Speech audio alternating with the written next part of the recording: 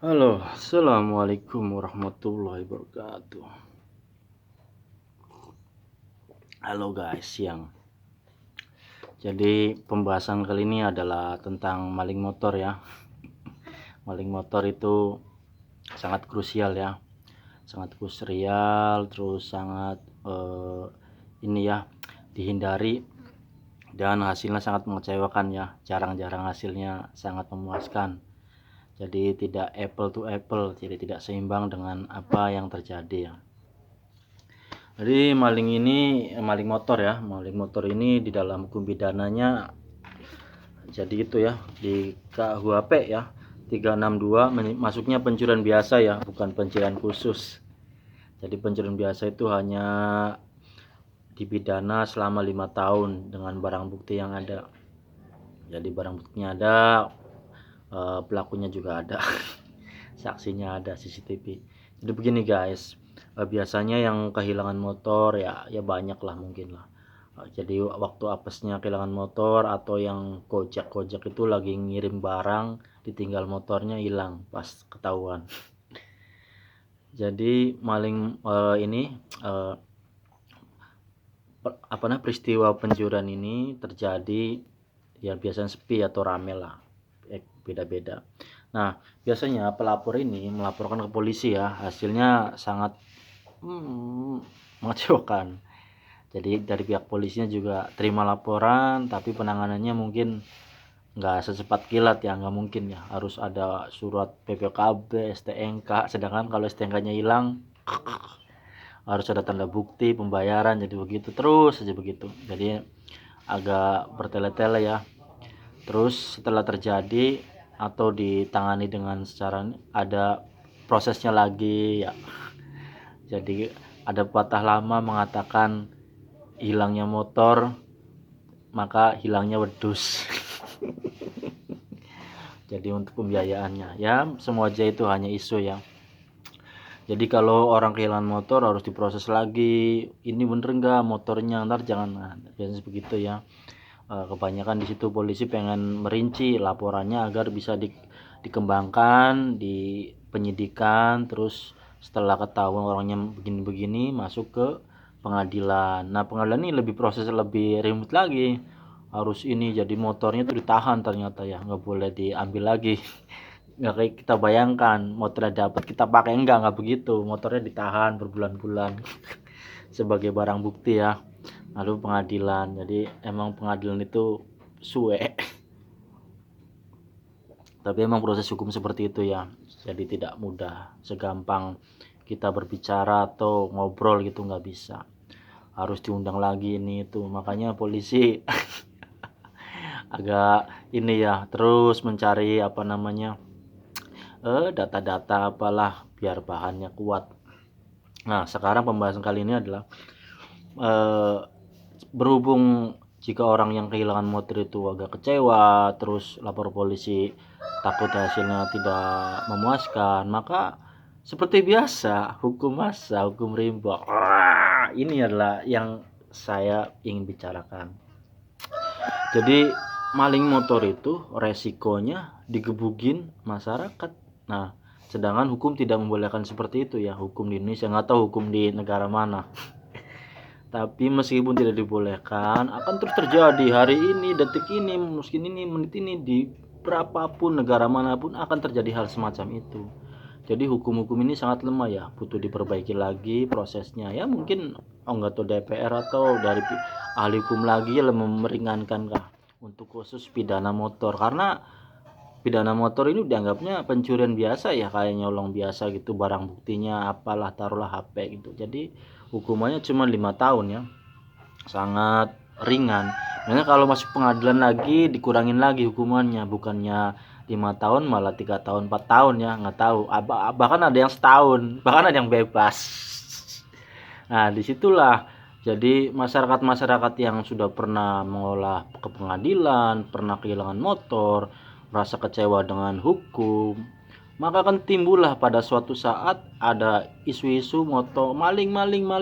Mereka memuaskan hasrat mereka, menggebuki mereka, atau orang-orang yang takutan. Jadi maling ini benar-benar bukan manusia lagi ya, dianggapnya ayam. Kata polisi, jangan boleh hakim sendiri, kata polisi tuh. Ya seperti terus ceritanya gitu. Jadi nggak ada solusi. Hasilnya ya maling harus digebukin begitu. Jadi saya bukan menambahkan atau mengurangi, tapi kenyataan fakta di lapangan seperti itu. Kasihan juga, kasihan ada yang patah, ada yang memar, ada yang tetap bengek lah. Nanti negara juga yang membiayai pengobatannya. Oh, negara gratis. Jadi negara aneh ya, kalau ada yang sakit-sakit itu ditangani ya, dibiayain. Tapi kalau ada orang yang begini, BPJS-nya harus diurus. Alasannya ada prosesnya gitu. Agak janggal juga ya kadang proses dari sebuah hukum.